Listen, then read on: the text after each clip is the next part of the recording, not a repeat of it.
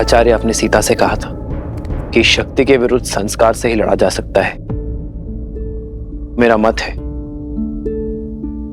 कि शिक्षा ही इस माया से बचने की ढाल है, पर इससे लड़ने वाली अस्त्र रूपी संस्कार अयोध्या को कैसे दिया जाए? अभी तक ऐसे किसी ग्रंथ की रचना ही नहीं हुई है राम, जो ज्ञान से अधिक संस्कार और संस्कार प्राप्ति के सिद्धांत समाज को दिखा सके। तो इस समाज को शिक्षित करने का क्या मार्ग है गुरुवर? कर्तव्य निभाना। राजा का कर्तव्य सुरक्षा और सुशासन है।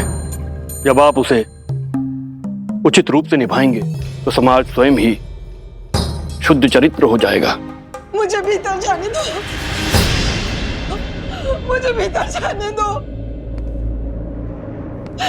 मुझे राजा राम जी से मिलना है, न्याय का गुहार लगाना है। मुझे अंदर जाने दो, मुझे अंदर जाने दो। राजा राम, ओ मेरे राजा राम, मेरा न्याय करिए, आपके दरबार में आई हूँ, मेरा न्याय करिए। सुनो, उस स्त्री को पूरे आदर के साथ राजसभा में लाया जाए।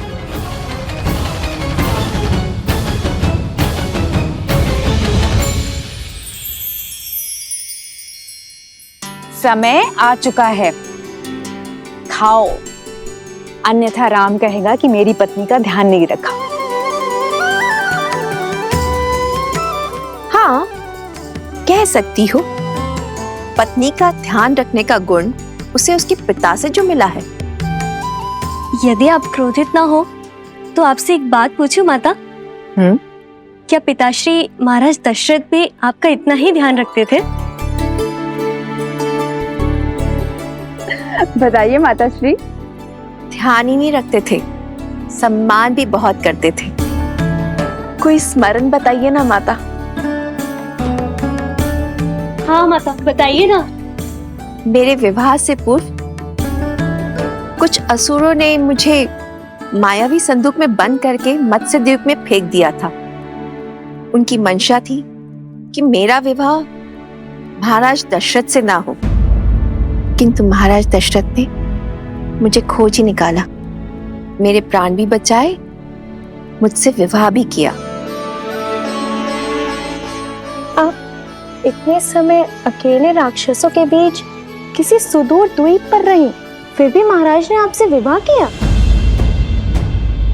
हाँ, क्योंकि मेरे पति का प्रेम ही नहीं, विश्वास भी अटल था। उन्हें विश्वास था मेरे चरित्र के ऊपर। ये कैसा दुस्साहस है सेविका? आज तक कभी किसी ने इस बात पर संदेह नहीं उठाया। अयोध्या में ऐसे प्रश्नों का कोई स्थान नहीं है।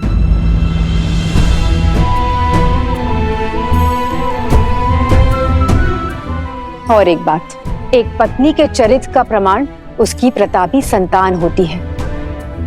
और एक चेतावनी कान खोलकर सुन लो, फिर कभी ऐसे फूहड़ प्रश्न नहीं उठने चाहिए। जो प्रश्न मन को दूषित करे, उनका भविष्य को दूषित करना निश्चित है। सतीत्व की दुहाई देने वाली आज मुंह छिपा कर क्यों जा रही है? दशानन जैसा बलि जिसे पाना चाहे उसे छोड़ कैसे सकता है? पर इतने समय रावण के पास रहने के बाद अब मुख छुपा रही है।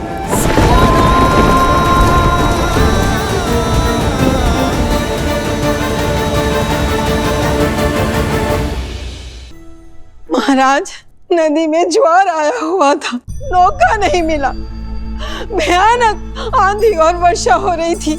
इसी कारण मैं अंधकार के पूर्व घर न लौट सकी।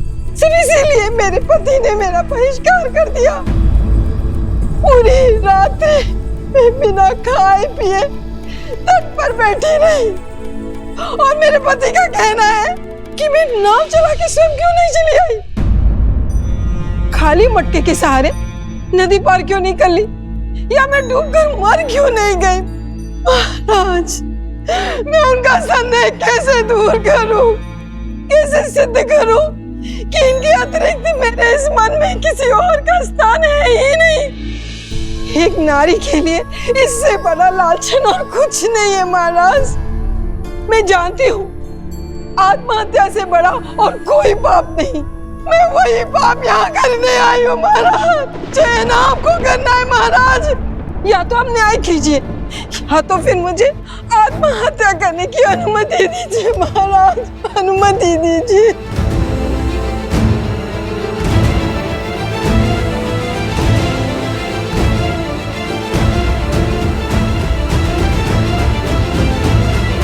भैया, हमें इसी क्षण जाकर उस वस्त्रक को दंड देना चाहिए और यदि आवश्यकता पड़ी तो पूरे समाज को दंडित करना चाहिए। भरत,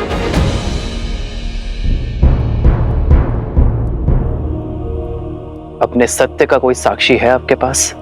हाँ महाराज, है एक साक्षी। वो नाविक जो मेरे साथ रात को उस पार बैठा हुआ था, वो भी जल स्तर उतरने की प्रतीक्षा कर रहा था। और प्रातः काल जब सब लोग जा रहे थे, उन सब ने देखा था कि हम दूर दूर बैठे थे।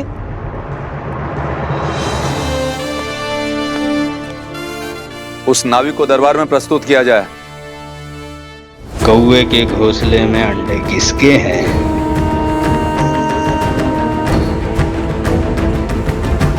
किसने बोला? बोलो, किसने बोला?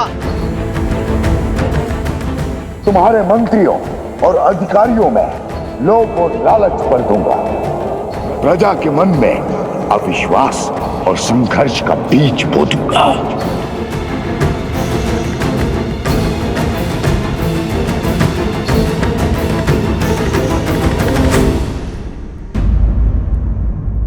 स्त्री को सम्मान सहित राज्य के आश्रय में रखा जाए। शीघ्र ही सभी पक्षों को सुनकर निर्णय लिया जाएगा। स्त्री के पति का पक्ष जानना आवश्यक है। इसमें प्रमाण की क्या आवश्यकता? जब मेरी पत्नी मेरे साथ नहीं थी तो किसी और के साथ ही होगी। कुलीन घराने की स्त्रियां यूं वन बिहार में अकेले नहीं घुमा करती, और वो भी इतनी रात्रि में।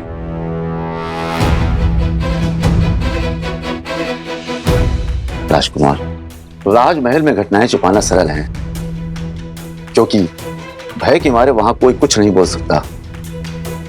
परंतु हम सब साधारण लोग हैं, हमारे जीवन की घटनाएं नहीं छिपती।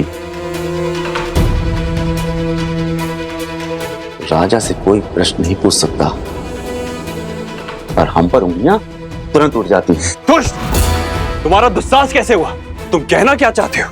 देखा ना राजकुमार, राजमहल के विषय में प्रश्न हो तो ये प्रतिकार मिलता है आपके द्वारा। देखा गांव वालों, ये अन्याय है। उचित अनुचित का निर्णय राजा करते हैं, कोई और नहीं। छोड़िए, प्राण निकल जाएंगे। ये कैसा न्याय है? राजकुमार छोड़ दीजिए।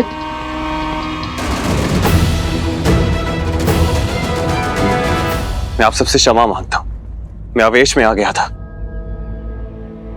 पर आपका पक्ष राजा राम ही देखेंगे। आपका पक्ष सुनकर ही निर्णय किया जाएगा।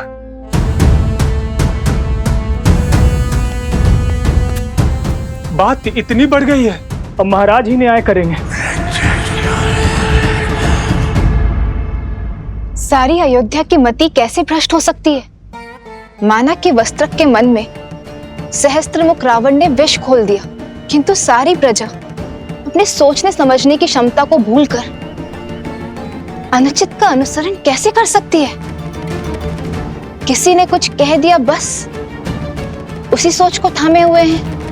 अनियंत्रित मन और मस्तिष्क दोनों ही विनाश की ओर लेकर जाते हैं, और मनुष्यों की यही दुर्बलता सहस्त्रमुख रावण का बल है। किसी भी मत या विचार को सत्य मानने से पूर्व अपने बड़ों या गुरुजनों से उसके औचित्य का प्रमाण अवश्य लेना चाहिए। परंतु लोग अपने भीतर विद्यमान अहंकार की बेड़ियों के रहते ऐसा नहीं कर पाते, और अपने अपने तथ्यों को सत्य मान अपने अपने निष्कर्ष निकाल बैठते। कुछ ऐसा ही हो रहा है अयोध्या की प्रजा के साथ। अब सिया राम का अगला युद्ध इसी सोच के विरुद्ध होगा। ये द्वंद्व ही है उनके जीवन का अगला पड़ाव।